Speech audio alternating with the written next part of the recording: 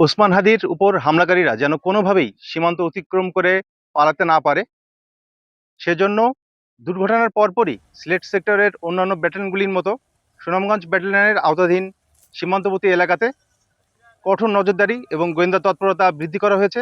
সীমান্তবর্তী এলাকাবাসীকে বিভিন্ন ছবি তথ্য আমরা দিয়েছি, যেন এই ধরনের কোনো সিমটম পেলে তারা তৎক্ষণাৎ বিজিবিকে অবগত করতে পারে।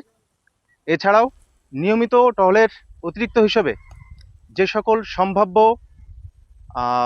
ইম্পর্টেন্ট পয়েন্ট আছে, স্কেপ রুট আছে, সেই জায়গাগুলিতে কিন্তু আমরা অতিরিক্ত টহল দল মোতায়েন করেছি। এছাড়াও বিভিন্ন চোক পয়েন্টে আমরা বেশ কিছু চেকপোস্ট এস্টাবলিশ করেছি।